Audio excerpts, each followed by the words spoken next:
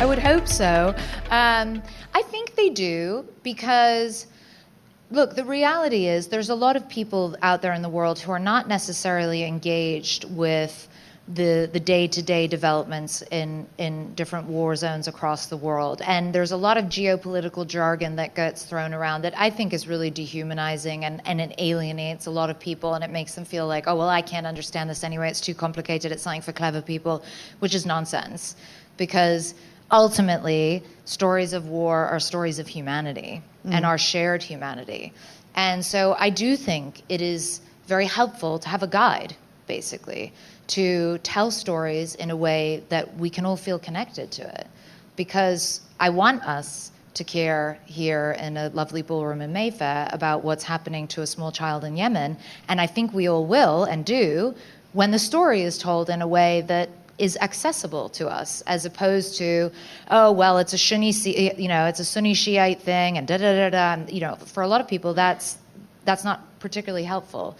So I think the war correspondent plays many different roles, but a big part of that is humanizing stories and making them accessible to an audience who are not necessarily following the day-to-day. In times of crisis, in times of questions of orientation, it was such a great thing to see that the audience is going to the brands they trust. And that happened in Germany now, happened in other countries. They went to the news shows, the public radio news shows on TV, because things were really getting down to the big questions like, how I'm going to survive, how's the country going on, like that. So I'm actually more optimistic. We haven't left the pandemic behind us, but I'm actually more optimistic now than I used to be 2 years ago. Because there is this need of quality journalism in times of crisis and in times of orientation. And you're absolutely right. Sometimes people can get so negative about these things. I feel really strongly that print and everything around it is a fabulous technology. It is a technology. This is a fantastic device. And I think there is still a popular future for it, and we won't know what it is until it comes.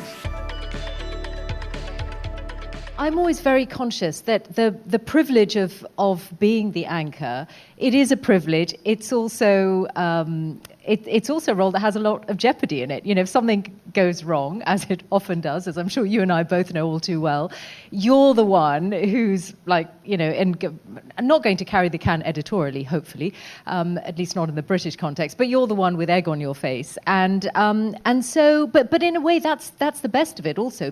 Of course, we all, we wouldn't be doing what we were doing if we didn't want to be there at the moment that there's a big story. We'd be in the wrong profession if we didn't have that instinct. But there are times when I think we also have to just be aware of where instincts in journalism can also take us. And I remember I was outside the school in Pakistan that had been attacked by the Taliban the morning after it had happened. And it was, again, this is the privilege of being someone in front of the camera. It was because they recognized me that I ended up being the first one allowed in just with my cameraman. And afterwards, I remember some people saying to me, that was an amazing scoop. And I just felt so ill at the idea that the word scoop could be attached to something like that. It's like, I just happened to be I actually never really ever even particularly liked that you were the first journalist in that context, because it was such a horrible thing, and it always made my stomach to turn to think that somewhere where 130 people, most of them children, were gunned down, could ever have that word scoop attached to it. So there